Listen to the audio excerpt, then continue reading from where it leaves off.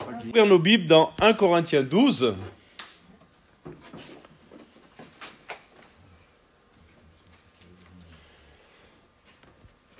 Et nous allons lire du verset 7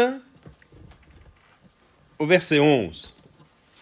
1 Corinthiens chapitre 12, verset 7 jusqu'au verset 11.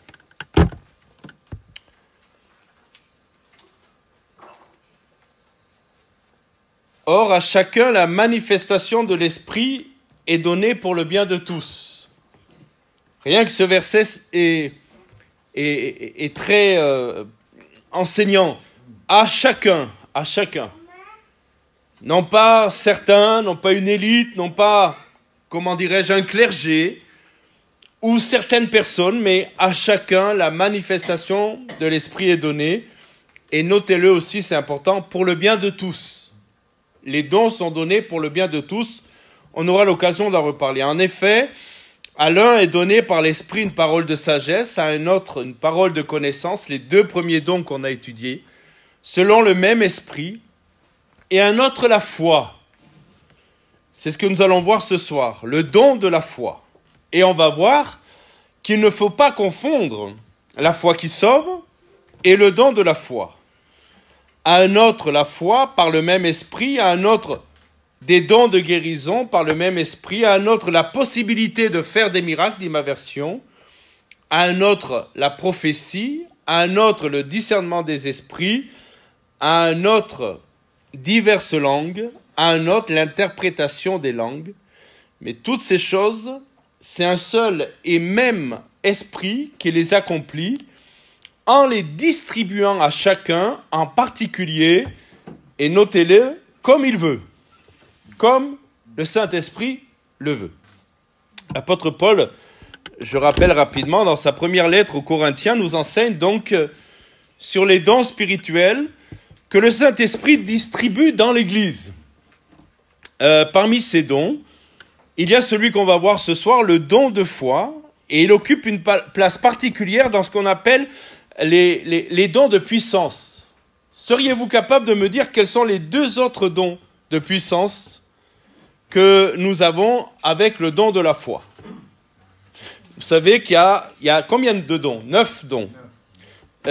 Catégorisés en 3 x 3.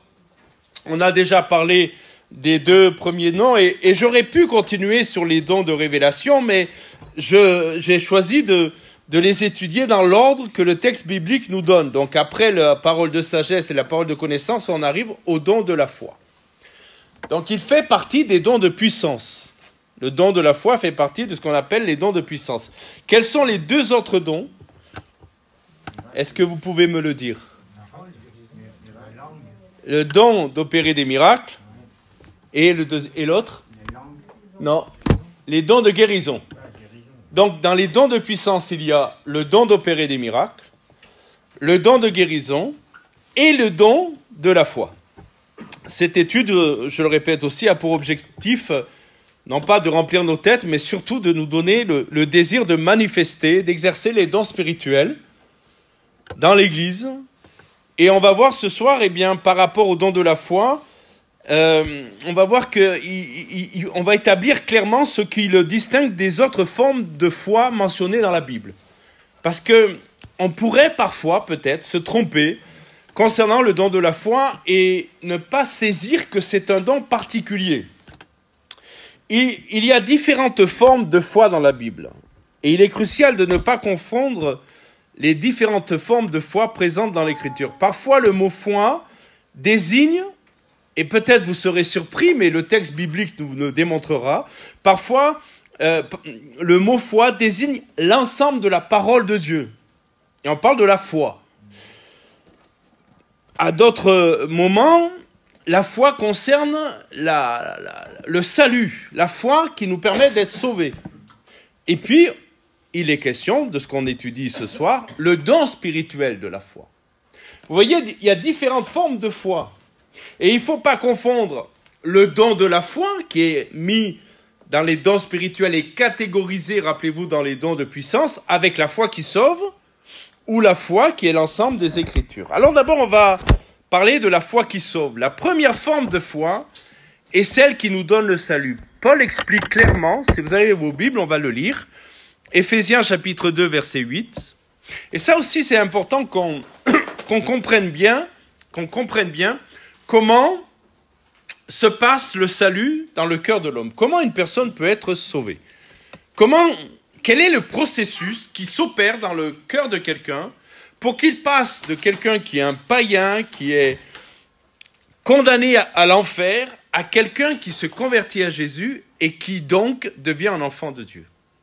Paul dit, dans Éphésiens chapitre 2, verset 8, « Car c'est par la grâce que vous êtes sauvés, la grâce, par le moyen de la foi. » L'avez-vous lu avec moi? Par le moyen de la foi. Et cela ne vient pas de vous, c'est le don de Dieu. Donc si on a une lecture un peu rapide, on va conclure qu'il y a un don de foi pour être sauvé. Est-ce que vous suivez? Oui. Puisque le texte nous dit, cela ne vient pas de vous, c'est le don de Dieu. Et on pourrait dire que donc, pour être sauvé, il faut avoir le don de la foi dont il est question dans 1 Corinthiens 12. Pas du tout. L'apôtre Paul ne dit pas cela. La foi, c'est le moyen par lequel nous recevons le salut. Alors, c'est assez simple. Ça semble compliqué, et tout l'art d'un enseignant, c'est de rendre simple les choses compliquées. C'est assez simple. Nous sommes sauvés par la foi et non par les œuvres. Ça, vous le savez. Nous avons peut-être grandi dans une certaine éducation religieuse, ce fut mon cas.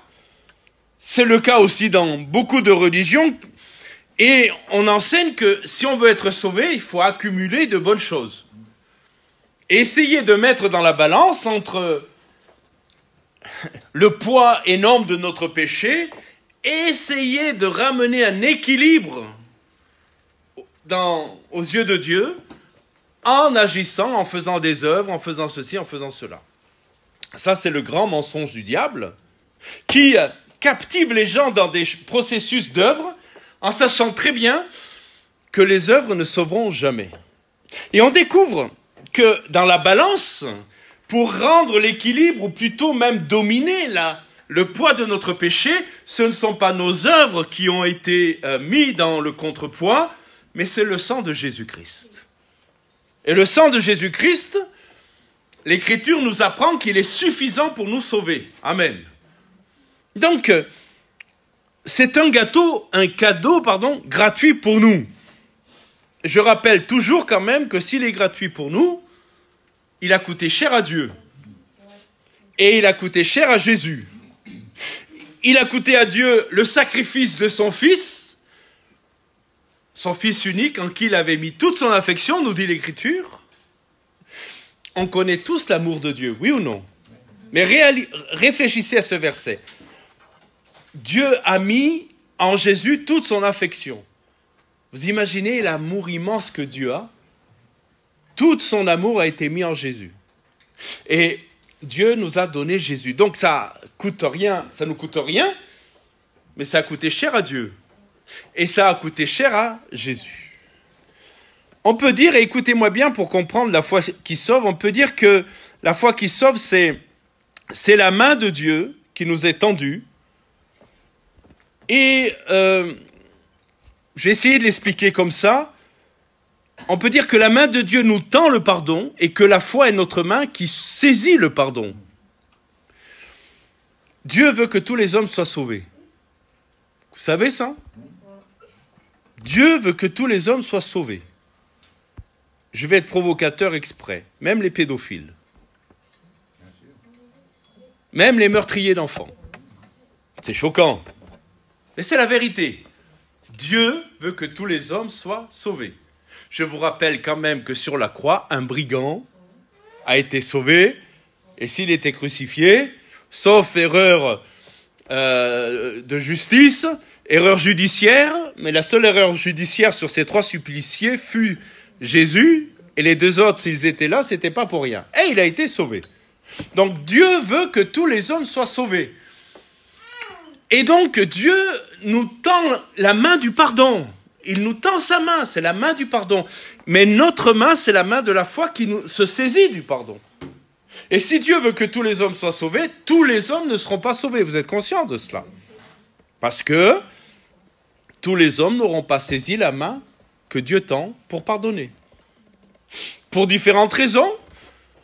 Une des raisons, c'est qu'ils ne veulent pas de cette main parce que cette main va les obliger à changer de vie. Une autre raison, c'est que cette main va les obliger de renoncer à leurs propres mains pour accomplir les œuvres, ce qu'on disait tout à l'heure. Une autre raison, c'est que peut-être l'endurcissement est tel que la main tendue, ils ne veulent pas la recevoir. Donc, il y a la foi qui sauve. Les caractéristiques de la foi qui sauve sont celles-ci.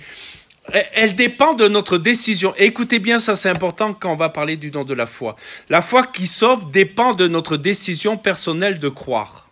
À un moment donné, on est convaincu de péché. C'est ça la nouvelle naissance. C'est mystérieux, mais c'est un mystère réel cependant. On est convaincu de péché. Moi, je me souviens très bien le jour où j'ai été convaincu de péché par le Saint-Esprit. Et je ne me lasserai de bénir le Seigneur qu'il ait fait ça pour moi. Parce que c'est le Saint-Esprit qui m'a convaincu de péché, de justice, de jugement. C'est ce moment particulier, mystérieux, où on est de nouveau. J'ai été convaincu de péché et j'ai accepté de répondre à l'appel de Dieu. J'aurais pu refuser. Vous avez accepté aussi. Vous auriez pu refuser. Donc, le don de la foi, la foi qui sauve, ça dépend de notre décision personnelle de croire. Elle reçoit ce que Dieu offre gratuitement, on l'a dit. Elle nous replace aussi dans une relation juste avec Dieu. La foi qui nous sauve nous replace dans une relation, comprenez-moi bien, juste avec Dieu. Avant, on n'avait pas de relation juste avec Dieu. Si on croyait en Dieu, on était des rebelles par rapport à Dieu. Et la foi venant dans notre cœur nous a remis dans une position juste. Et quelle position extraordinaire de savoir que désormais, en nous convertissant en Jésus, nous ne devenons pas de meilleurs religieux, mais nous avons le statut et l'identité, écoutez-moi bien, de fils et de filles de Dieu. Quel statut extraordinaire! Je ne sais pas comment a été ton père dans ta vie. Peut-être n'a-t-il pas été à la hauteur du père qu'il aurait dû être, mais depuis que nous sommes à Jésus, nous avons rencontré le meilleur des pères. Alléluia! Et puis, la foi, c'est une condition nécessaire pour être sauvé. Marc 15,15, connaissez-vous par cœur? Marc 15,15, celui qui croira et qui sera baptisé sera sauvé. Celui qui croira. La condition pour être sauvé, c'est pas de participer à une vie d'église. C'est même pas de venir, je dirais, consciencieusement le mardi soir à l'étude biblique. La condition pour être sauvé, c'est croire en Jésus. Ça, c'est la foi qui sauve. On apprend aussi dans l'Écriture que nous n'avons pas tous la même mesure de foi. Le saviez-vous? Il y a des textes dans l'Écriture qui nous disent qu'il soit fait selon ta foi. Et on n'a pas tous la même mesure de foi. Dans Romains chapitre 12, verset 3, nous allons lire ce verset. Romains chapitre 12, verset 3. Paul parle ici d'une mesure de foi que Dieu dépose en chacun de nous. Romains chapitre 12, verset 3. Par la grâce qui m'a été donnée, je dis à chacun de vous de n'avoir pas de lui-même une trop haute opinion, mais de revêtir des sentiments modestes, regardez bien, selon la mesure de foi que Dieu a départie à chacun. Le texte nous dit, Paul nous dit, qu'on a un dépôt qui vient de Dieu et on a une mesure de foi que Dieu donne à chacun. On n'a pas tous la même mesure de foi. Alors je vais m'expliquer parce que, est-ce que ça veut dire que quand Dieu nous donne une mesure de foi, elle reste cette mesure pour toujours? Et que donc, comprenez-moi bien, nous serions limités dans notre foi? D'autres recevront plus que certains? Non, c'est pas du tout ça. Il y a un dépôt de foi variable selon les personnes. Nous n'avons pas tous le même niveau de foi au départ. Au départ. Écoutez bien, c'est important, au départ. Nous n'avons pas tous le même niveau de foi. Cela veut dire que cela ne veut pas dire, pardon, que quelqu'un est meilleur ou supérieur à un autre. D'ailleurs, c'est intéressant parce que, regardez bien, la sagesse de Dieu. C'est vrai que c'est l'apôtre Paul qui écrit ces versets, mais c'est poussé par le Saint-Esprit qu'il les écrit. Et c'est donc avec la sagesse du Saint-Esprit qu'il les écrit. Et il va dire que nous n'avons pas tous la même mesure de foi, mais juste avant, que dit-il ? N'ayez pas une trop haute opinion de vous-même. Autrement dit, ce n'est pas parce que vous avez plus de foi que les autres que vous êtes meilleur que les autres. Et Paul va très clairement dire ici, restez humble. Si vous avez plus de foi que les autres, restez humble. Et puis, c'est très important, nous pouvons tous progresser et grandir dans notre foi. Quand il y a une mesure de foi, cela ne veut pas dire que c'est figé. J'aime à dire que la foi est comme un muscle. Et plus vous vous servez d'un muscle, plus il se développe. Samedi, on a, vous savez, déménagé, remué les cartons, tout ça, on a fait des gestes. Et on s'est rendu compte, en tout cas pour ma part, que j'avais mal à des muscles. Je ne savais même pas qu'ils existaient.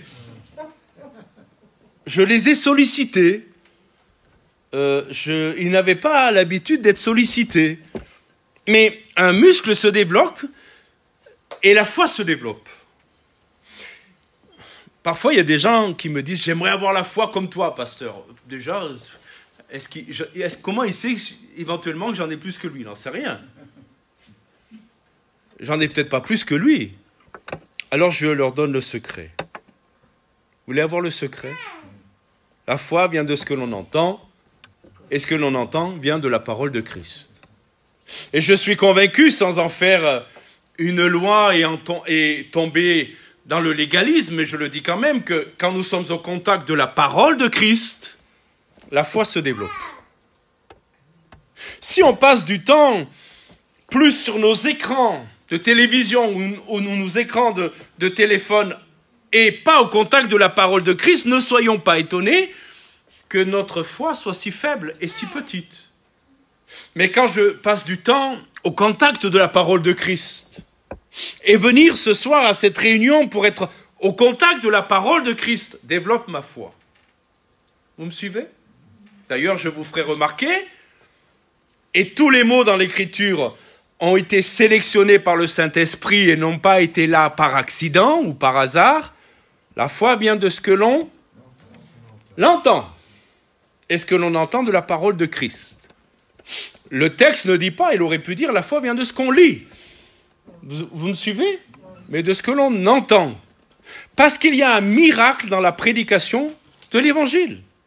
La prédication de l'Évangile et la prédication de la parole de Christ procure et donne la foi. Donc, j'encourage, comme vous le faites ce soir. Et ceux qui peut-être auront l'occasion d'écouter cet enseignement, j'encourage à vous mettre le plus souvent au contact de la parole de Christ. De venir l'entendre, cette parole de Christ, pour développer votre foi. Vous savez, c'est comme la parabole des talents. Vous connaissez tous la parabole des talents. Même si nous avons moins reçu que d'autres, nous pouvons faire fructifier ce que nous avons. Cette foi se développe, se fortifie et mûrit tout au long de notre vie chrétienne. Ensuite, il y a un troisième point qu'il faut voir. La foi, je vous le disais, il ne faut pas confondre le don de la foi avec la foi qui sauve, et la foi comme l'ensemble de la doctrine chrétienne. Alors on va lire ce texte dans Jude. Jude n'a qu'un chapitre, donc on va lire le verset 3. Jude, verset 3. Jude, c'est à la fin de vos Bibles. Il fut, vous savez qui fut-il? Un des demi-frères de Jésus. Et au verset 3, « Bien-aimés, alors que j'avais le vif désir de vous écrire au sujet du salut qui nous est commun, j'ai été contraint de vous envoyer cette lettre afin de vous encourager à combattre pour la foi transmise aux saints une fois pour toutes. » Dit ma version. Là, foi qui a été transmise aux saints une fois pour toutes. Et là, dans le texte, dans le contexte, vous le vérifierez à la maison, la foi ici désigne l'ensemble des enseignements bibliques et de la doctrine des apôtres. C'est pas la foi qui sauve, c'est pas le don de la foi. La foi ici parle de l'ensemble des doctrines chrétiennes. Alors, c'était important que je fasse la distinction pour que lorsqu'on parle du don de la foi, on sache de quoi on parle. Est-ce que vous me comprenez? Pas la foi qui sauve. Vous me suivez là? Pas la foi, l'ensemble de l'écriture, mais un don bien particulier. Le don de la foi est quelque chose de totalement différent. Qu'est-ce que le don de la foi?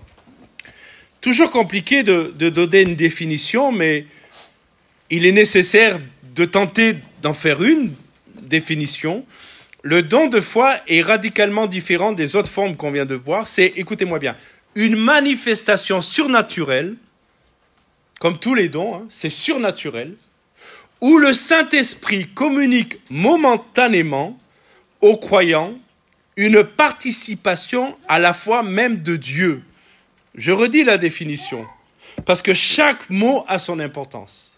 C'est une manifestation surnaturelle, où le Saint-Esprit communique, on en reparlera, momentanément. Ce n'est pas quelque chose qui est constant.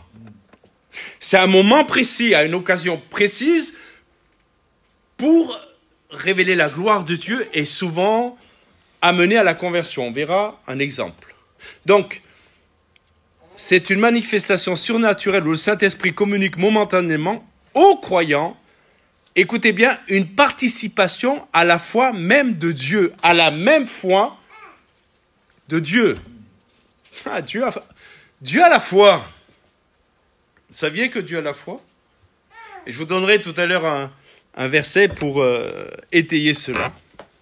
Alors, ce qui rend ce don totalement unique, c'est que comme tous les autres dons, Dieu en a le contrôle total. Ce don est distribué selon la volonté de Dieu.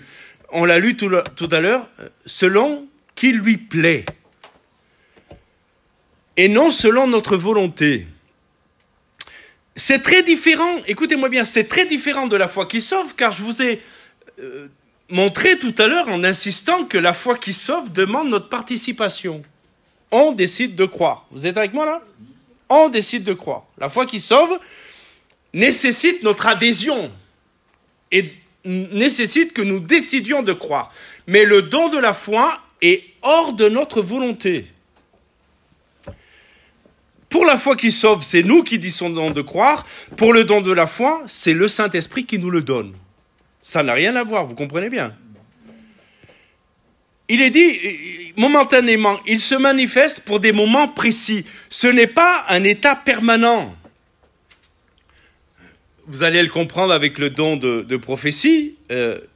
C'est pas tout le temps qu'on apporte un don de prophétie. Je ne sais pas si vous alliez au travail le lundi matin avec les collègues et que vous seriez toute la journée en train d'apporter un don de prophétie. Il se peut qu'avant la fin de la journée, vous ayez fait un tour chez les psys. Et le don de la foi n'est pas un état permanent. C'est Dieu qui donne ce don pour des situations, on le verra, très très spécifiques. Et puis le don de la foi, comme tous les dons de puissance, c'est un don avec une intensité extraordinaire. Ce don élève le croyant à un niveau de foi qui dépasse complètement nos capacités naturelles. C'est littéralement la foi de Dieu lui-même qui nous est communiquée. La foi de Dieu qui nous est communiquée. À un moment donné, parce que je veux que vous compreniez ça, quand Jésus va sécher le figuier, vous connaissez ce texte, on ne va pas le regarder. Il va dire, littéralement, la traduction grecque, c'est « ayez la foi de Dieu ». Ayez la foi de Dieu. Il ne dit pas « ayez foi en Dieu ». Est-ce que vous comprenez la différence? Il ne dit pas « ayez foi en Dieu » parce que si on a foi en Dieu, et si on a foi en Jésus, et quand on prie au nom de Jésus, des miracles s'opèrent. Vous me suivez là? C'est un peu pointu, mais il faut comprendre ça. Mais le don de la foi, c'est pas je prie pour un malade, j'ai foi en Jésus, j'ai foi dans la puissance du nom de Jésus, je prie pour le malade et je prie au nom de Jésus qu'il soit guéri. Ça, on met notre foi en Jésus. Vous me suivez? Mais le don de la foi, c'est pas ça. Hein. C'est un autre niveau. Mais c'est pourquoi Ben, on va le voir.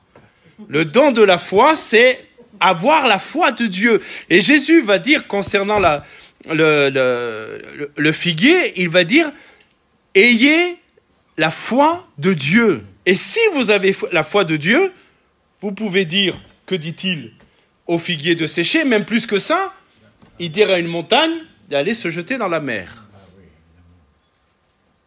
On a souvent cru, c'est pas mon propos, on a souvent cru que c'était une métaphore, mais dans la pensée de Jésus, c'est pas une métaphore.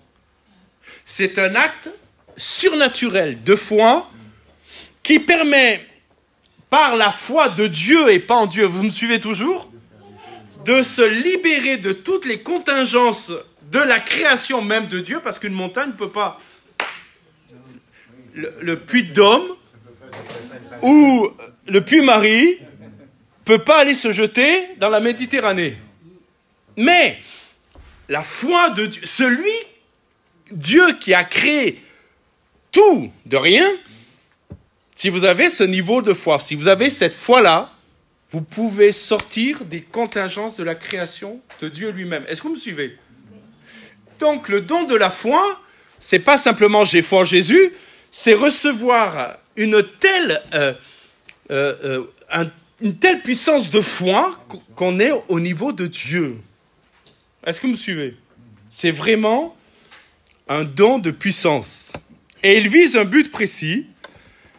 L'accomplissement d'œuvres surnaturelles, c'est toujours, écoutez-moi bien, pour l'avancement du royaume de Dieu et comme tous les dons, l'édification de l'Église. Le but, c'est ça, que le royaume de Dieu avance. Mes frères et sœurs, prions beaucoup, prions sans cesse, prions avec persévérance, ténacité, pour que nous ayons dans notre Église le maximum de dons spirituels. Et osons et ayons l'audace de réclamer le neuf. Parce que, mes amis, pour ébranler le Cantal et Aurillac, il faut plus que nos paroles. Il faut voir les miracles de Dieu. Il faut voir la puissance de Dieu. Les temps sont courts. Jésus revient bientôt. Nous voyons que le diable se déchaîne comme jamais. Le voyez-vous, le réalisez-vous. Mardi dernier, notre frère a apporté un message sur la Grande Babylone. On est dans la Grande Babylone. Et nous avons besoin de dons, de puissance et le don de foi, le don de la foi, pour s'élever jusqu'au niveau de Dieu. Et on va le voir dans quelques instants, être capable de proclamer, mais ça je vais être très prudent et très pédagogue dans ce que je vais enseigner, des paroles de foi pour que les choses se réalisent. Comment le don de la foi s'est manifesté dans la Bible? On va aller voir dans le livre des Actes. Je vous ai dit, rappelez-vous, qu'on ne cherche pas des exemples avec Jésus. Mais on cherche des exemples dans le Nouveau Testament. Alors, on va lire un texte dans Acte 9. Très intéressant. Alors, je sais que vous connaissez ce texte. Mais je ne suis pas sûr que vous ayez bien lu le texte. Qu'est-ce que je veux dire quand je dis bien lu le texte?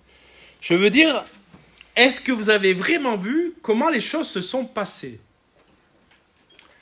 Peut-être oui, hein. Acte 9, 36. Il est question de Pierre qui va ressusciter une jeune fille, Tabitha.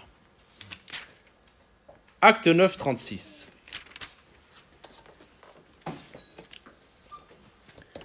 Il y avait à Jaffa, parmi les disciples, pas une jeune fille, une femme appelée Tabitha, ce qui signifie gazelle. Elle faisait beaucoup de bien et donnait de son argent aux autres. Elle tomba malade à cette époque-là et mourut. Après l'avoir lavée, on la déposa dans une chambre à l'étage. Comprenez, on a préparé la cérémonie funéraire. Comprenez que à la vue des hommes, au regard des hommes, on préparait les obsèques là. Vous me suivez là? On l'a lavé. Or, l'île est près de Jaffa et les disciples avaient appris que Pierre s'y trouvait. Ils envoyèrent donc 2 hommes vers lui pour le supplier de venir jusqu'à chez eux sans tarder. Pierre se leva et partit avec eux. À son arrivée, on le conduisit dans la chambre à l'étage. Toutes les veuves l'entourèrent en pleurant et lui montrèrent toutes les robes et les manteaux que faisait Tabitha quand elle était avec elle. Regardez bien. Et c'est là où je dis, est-ce qu'on a bien fait attention quand on a lu? Est-ce qu'on a bien compris ce qui s'est passé? Pierre fit sortir tout le monde et se mit à genoux et pria. Puis, il se tourna vers le corps et dit, « Tabitha, lève-toi. » Elle ouvrit les yeux et quand elle vit Pierre, elle s'assit. Il lui donna la main et la fit lever. Il appela ensuite les saints et les veuves et la leur présentèrent vivante. Ce fut connu de tout Jaffa et beaucoup, regardez bien le but du miracle, beaucoup crurent au Seigneur. Pierre resta quelque temps à Jaffa, chez un tanneur qui s'appelait Simon. Avez-vous bien lu que Pierre n'a pas prié pour que la morte ressuscite? Avez-vous été attentif à la lecture? Dans notre mémoire, si je vous avais demandé comment Tabitha est ressuscitée, peut-être auriez-vous répondu, Pierre a prié pour elle pour qu'elle ressuscite. Non. Pierre n'a pas prié pour qu'elle ressuscite. Mais il est arrivé dans la chambre haute où était la morte. Pierre fit sortir tout le monde, se mit à genoux et pria. Il pria. Puis, il se tourna vers le corps et dit, « Tabitha, lève-toi. » Il ne pria pas pour qu'elle ressuscite, il pria pour recevoir quelque chose de Dieu. Est-ce que vous comprenez? Il n'a pas imposé les mains à la morte. Moi, si je suis face à un mort, en général, aujourd'hui, quand quelqu'un meurt, on prépare ses obsèques, on le lave, comme ils ont fait. Mais peut-être que le Seigneur veut ressusciter aussi le mort. Et moi, si je suis face à un mort et que je crois que le Seigneur va le ressusciter, je vais prier, je dis, on va prier pour que Jésus le ressuscite. C'est pas ce que Pierre a fait. Et nous sommes dans le don de la foi, là. Pierre s'est tourné vers Dieu. D'ailleurs, le texte nous dit qu'il ne s'est pas tourné vers le corps d'abord. Il s'est tourné vers Dieu. Puis il se tourne. Vous voyez le texte, vous l'avez sous les yeux? Puis il se tourna vers le corps. Ça veut dire que il a tourné le dos à la morte pour chercher Dieu. Pour deux raisons, me semble-t-il. Savoir ce que Dieu voulait faire. Bien sûr, les amis avaient perdu Tabitha, une amie qui faisait des robes et des manteaux, et à l'église, ils se disaient, mais on n'a plus de couturière, ça serait bien qu'elle revienne à la vie, la couturière, vous voyez? Comprenez? C'était une perte importante. Mais Pierre ne s'est pas laissé influencer. Il a cherché Dieu. Il a prié. Et en priant, écoutez-moi bien, il a reçu le don de la foi. La foi de Dieu. La foi de Dieu. Parce qu'il n'y a que Dieu qui ressuscite les morts. Hein. Il a reçu le don de la foi à tel point que lorsqu'il s'est tourné vers la morte, il n'a pas prié. Vous avez remarqué ça avec moi. Il n'a pas prié. Il a dit à la morte de se lever. Et qu'a fait la morte? Elle s'est levée. Il a exercé le don de la foi. Pierre prie d'abord, il reconnaît qu'il dépend de Dieu, il ordonne avec autorité, ça c'est le don de la foi qui se manifeste, il ordonne avec autorité. Le même modèle que Jésus a reproduit aussi, vous savez qu'à un moment donné, Jésus a été appelé aussi au chevet d'un mort et il a fait sortir tout le monde, il a gardé 2 de ses disciples, vous savez ça, hein? Cela prouve aussi que les dons spirituels, eh bien, on continue avec les apôtres, comme certains disent que ça n'existe pas. Mais si, ça existe. Et comprenez bien, donc, qu'il a reçu la foi de Dieu, non pas pour demander à Dieu, mais pour dire ce que Dieu lui avait révélé et ordonné à la mort de se lever. On va voir un autre exemple. Acte 13, verset 8. Là, maintenant, c'est plus Pierre, c'est Paul. Acte 13, verset 8.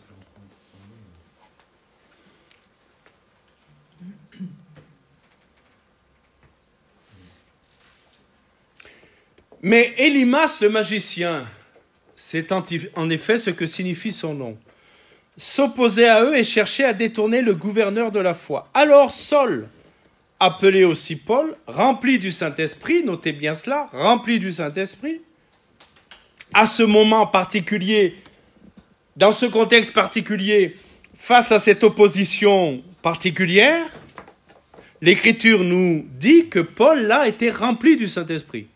D'accord ? Fixa les regards sur lui et dit « Homme plein de toutes sortes de ruses et de méchanceté, fils du diable, ennemi de toute justice, ne vas-tu pas cesser de pervertir les voies droites du Seigneur ?» Écoutez bien. « Maintenant, voici que la main du Seigneur est sur toi. Tu seras aveugle et pour un temps, tu ne verras pas le soleil. » L'obscurité et les ténèbres tombèrent immédiatement sur lui et il se tourna de tous côtés en cherchant quelqu'un pour le guider. Quand il vit ce qui était arrivé, le gouverneur crut, frappé, qu'il était par l'enseignement du Seigneur. Paul et ses compagnons embarquèrent à Paphos. La suite n'est pas importante dans le contexte de notre étude. Je vais faire remarquer quelque chose. Avez-vous remarqué, quand il vit cela, verset 12, le gouverneur crut, frappé, qu'il était pas par l'aveuglement du magicien. Vous avez remarqué ça?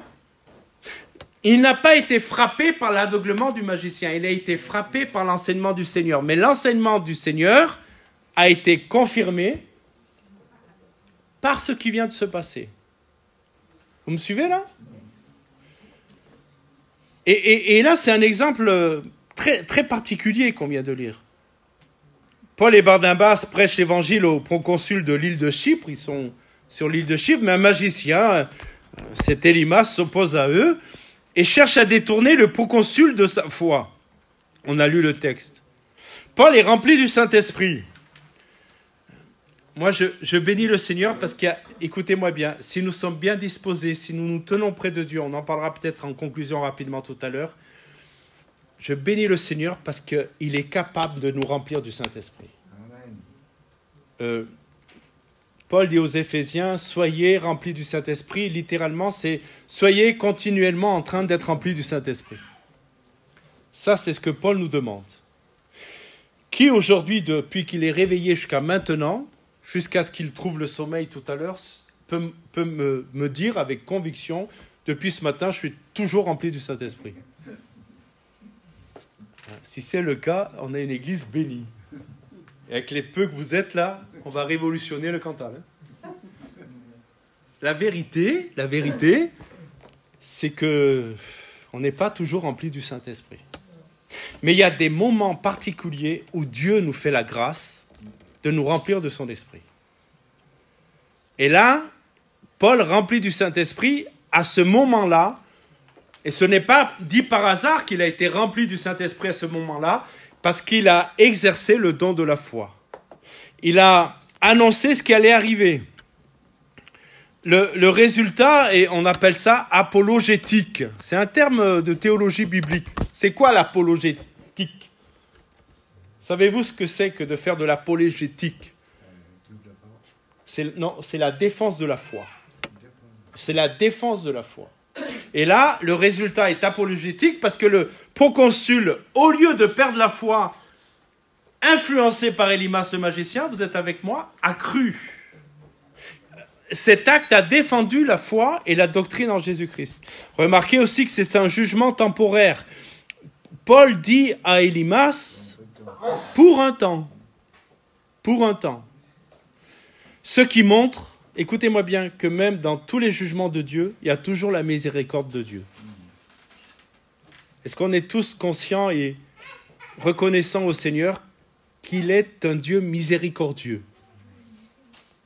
Parce que nous, parfois, nos jugements, ils seraient pour toujours. Hein. Mais Dieu, lui, il dit pour un temps. Il y a la miséricorde de Dieu. Alors, certains pourraient dire que Pierre a exagéré ou a été trop dur. C'est certains qui disent ça.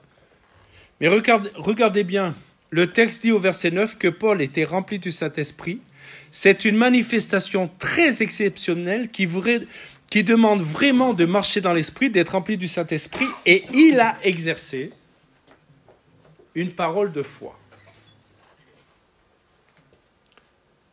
avez-vous remarqué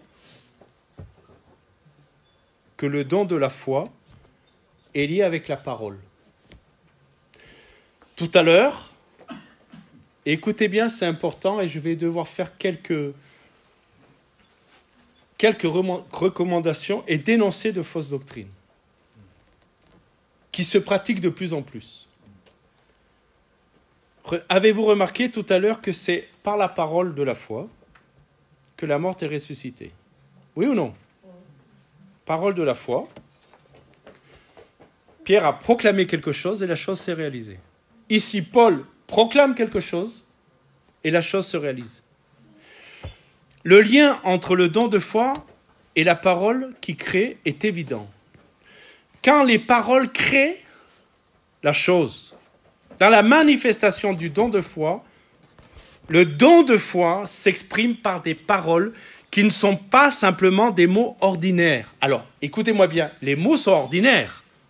Tabitha, lève-toi, c'est ordinaire. Mais derrière ces mots ordinaires, il y a la puissance de Dieu. Est-ce que vous me comprenez? Elles deviennent, ces paroles de foi, créatrices et puissantes. Savez-vous comment Dieu a créé le monde? Tu sais, toi? Est-ce qu'il aurait pu faire ça? Bien sûr. Bon, il n'y a pas de main. Mais la Bible nous dit que Dieu a créé le monde en parlant. Que la lumière soit. Et la lumière fut. Voici comment ça fonctionne, la parole de foi. Dieu donne le don, il communique son niveau de foi aux croyants. La personne qui reçoit ce don a une certitude surnaturelle. Le croyant reçoit une assurance absolue. La parole est prononcée. Quelque chose est prononcé. Elle est dite avec autorité divine. Et cela se produit immédiatement. Est-ce que vous me suivez? La réalité de ce qui est dit arrive. Mais là, je suis obligé de vous dire qu'il faut faire très attention maintenant. Et qu'il y a une doctrine dangereuse à éviter. Il y a dans certains milieux chrétiens, je ne sais pas si vous en avez entendu parler, un enseignement qu'on appelle confession positive ou parole de foi. Avez-vous entendu parler de cela? Non. Ben, je vous en parle quand même. Il y a tout un mouvement qui s'appelle parole de foi et qui proclame ce que tu dis se réalise. C'est pas je vais vous démontrer que ce n'est pas le don de la parole de foi. Une certaine Joyce Meyer, que vous écoutez peut-être, fait partie de ces faux enseignements de la parole de la foi, de ce mouvement-là. Ce que tu dis s'accomplit. C'est un faux enseignement. C'est une fausse doctrine. Et d'autres avec elle, hein? Ce que tu vas dire va s'accomplir. Confesse-le et tu l'auras. Vous avez peut-être entendu des gens qui prient et qui disent « Je confesse que tu es guéri au nom de Jésus ». Vous n'avez pas entendu ce genre de prière? Ça, ce n'est pas le don de la foi. C'est la fausse doctrine de la parole de la foi. C'est séduisant, mais c'est faux. Voici pourquoi cette doctrine est une erreur grave. Elle inverse l'ordre. Écoutez-moi bien, elle inverse l'ordre.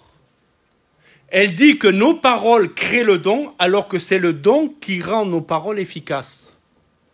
Dans le don de la foi, Pierre, avant de l'exercer, a prié pour recevoir le don. Vous me suivez là? Oui. Et après avoir prié, il a proclamé, il a dit, et la chose s'est réalisée. Mais la fausse doctrine de la parole de la foi laisse entendre que nous, l'homme, on est au centre de l'affaire. Et que nos paroles sont créatrices de miracles, de vie et de résurrection. On a inversé les choses. Elles placent le pouvoir dans notre volonté plutôt que dans la souveraineté de Dieu. Elles ressemblent plus à de la magie. Elles transforment les promesses de Dieu en formules magiques qu'on répète elle mène à la déception parce qu'il y a des gens qui répètent au nom de Jésus, au nom de Jésus, au nom de Jésus. Écoutez bien. Le nom de Jésus est tellement puissant que vous n'avez pas besoin de le prononcer 100 fois. Au nom de Jésus, au nom de Jésus. Écoutez, je sais que ça peut vous déranger, mais c'est la vérité. C'est la parole de Dieu. Et sans peut-être connaître cette fausse doctrine de la parole de la foi, vous pouvez être influencé par ça. Il y a des gens qui répètent au nom de Jésus 100 fois, qui crient de toute leur force. J'aimerais juste vous dire que la puissance n'est pas dans le cri.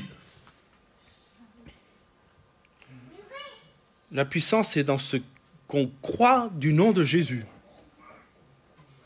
Rien ne se passe, écoutez-moi bien, rien ne se passe et ça laisse les gens dans une terrible déception et une terrible douleur parce qu'on a prié 100 fois sur eux et rien qui s'est passé. J'ai proclamé que tu es guéri au nom de Jésus. Et pardon, je vais être aussi direct que ça. On ne peut rien proclamer si on ne l'a pas reçu de Dieu. La vérité biblique est claire. Sans le don de foi communiqué par Dieu, écoutez-moi bien, sans le don de foi communiqué par Dieu, nos paroles, même répétées 1000 fois au nom de Jésus, ne produisent pas d'effet surnaturel. Ce ne sont que nos paroles. Le don vient en premier. La parole efficace vient ensuite. C'est parce qu'il y a le don que la parole accomplit quelque chose. Vous me suivez ? Vous remarquerez que dans tous les passages, je leur ai dit, le don a toujours précédé la parole. Faites attention avec ces choses-là. Je l'entends, je ne l'ai pas entendu ici, mais je l'ai entendu dans mon ministère depuis quelque temps. Je confesse qu'au nom de Jésus, le mal se retire de toi. Tu confesses rien du tout, tu n'as aucun pouvoir de confesser. Tu peux prier. Et est-ce que vous me suivez là ? C'est pas rien ce que je suis en train de dire. Il y en a une qui suit. Elle suit bien, elle. Elle ne me dérange pas, hein. Ça ne me gêne pas du tout. Est-ce que vous me suivez là ? Par contre, si Dieu vous donne un don de foi, et vraiment quelque chose, vous pourrez dire la chose, et la chose s'accomplira. Ça va ? Vous comprenez ? C'est pas besoin de prier 100 fois au nom de Jésus. Nous avec Chantal, dans notre ministère missionnaire, on a vu tellement de gens possédés, délivrés, on ne s'est pas acharné. Moi, des fois, je vois des gens qui cherchent à délivrer. Les scouts, tout ça, ils crient. Le diable n'est pas sourd, les démons non plus. Hein. Et Dieu encore moins. Ça peut être traumatisant.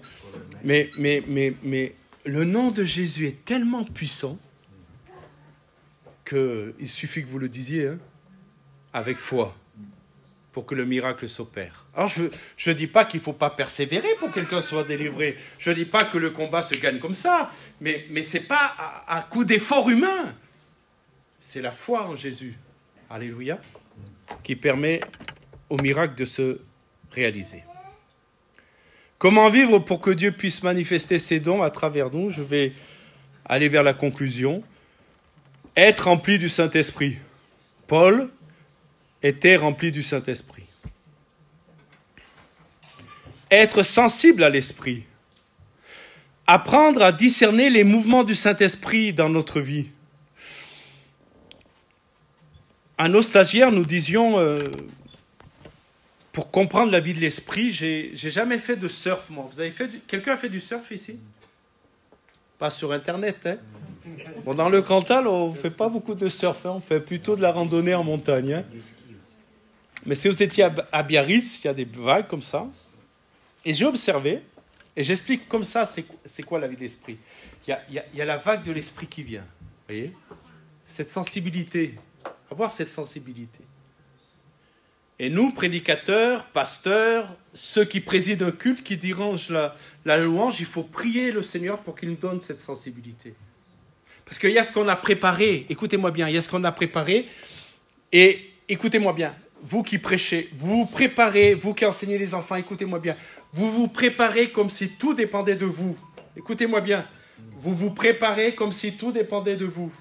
Et une fois que vous êtes en face de ce que vous avez à faire, tout dépend de lui. C'est mon téléphone. Je croyais l'avoir coupé. C'est le tien. Est-ce que vous me suivez?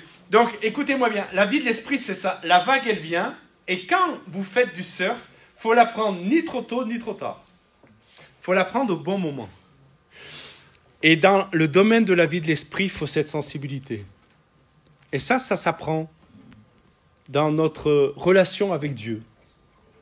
Dans notre relation avec le Saint-Esprit. Vous savez tous que le Saint-Esprit est une personne. Hein? Et dès que vous vous levez, le Saint-Esprit est là avec vous. Amen. Déjeune avec vous. Il va au travail avec vous. Il est avec vous dans vos combats. Amen. Et donc, soyez sensibles. Oui, dimanche, on a vécu un beau culte. Hein? Oui ou non? Une belle chose. Il faut être sensible. À un moment, le Saint-Esprit me dit, là, il faut prier maintenant. Il faut demander aux gens. Il ne faut pas finir comme ça. Il y a quelque chose que je veux faire. La sensibilité, vous voyez? Et parfois, ça sort un peu de notre cadre, mais quand ça vient de Dieu, c'est bon. Amen. Hein? Après, il faut obéir, et puis il faut aussi vivre dans une vie de consécration. C'est un peu ce que je viens de dire. Je vais terminer là. Et juste prendre du temps maintenant pour répondre à vos questions. Les dons sont pour l'Église, pas pour notre gloire. Hein? Si votre motivation, c'est d'impressionner les gens, et que vous demandez les dons spirituels pour impressionner les gens, je suis assez convaincu que vous ne les aurez jamais. Parce que Dieu tient trop à votre âme pour que vous ne tombiez pas dans l'orgueil. Donc Dieu est bon de ne pas vous les donner. Parce qu'il sait que vous allez commencer à gonfler. Et si vous gonflez, vous allez éclater. Mais si votre motivation, c'est le salut des âmes, c'est ça votre motivation, l'édification de l'Église, alors Dieu va vous donner. Alléluia. Quand j'exerce un don, il faut qu'on réalise ces choses. Est-ce que ce que j'exerce, ça édifie l'Église? Est-ce que ça glorifie Christ? Ou est-ce que ça attire l'attention sur moi? Est-ce que ce que je vis est conforme à l'enseignement biblique? Et est-ce que cela produit des fruits durables? Puis une dernière chose, ne recherchez pas le spectaculaire pour impressionner. N'essayez pas d'imiter charnellement ce qui doit être spirituel. Écoutez-moi bien, ne présumez jamais agir sans l'onction de Dieu. Puis une dernière chose, comment le dire? Nous devons être humbles dans le domaine de l'exercice des dons spirituels et accepter d'être mis en question si cela doit être remis en question. La marque d'un enfant de Dieu qui est mature, c'est qu'il accepte d'être mis en question. On est les détenteurs de rien du tout. Hein. Dieu nous fait la grâce, c'est tout. Amen. Dieu nous fait grâce, c'est tout. Mais autant il faut s'encourager à exercer les dons spirituels, autant il faut qu'on garde de l'humilité pour dire que tout vient du Seigneur. Amen. Et jamais nous mettre en avant. Et que si nous voyons de grandes choses, on entend parler de Jésus. Amen. On entend parler de Jésus. Gloire à Dieu. On va terminer là. Je vais vous laisser du temps pour les questions.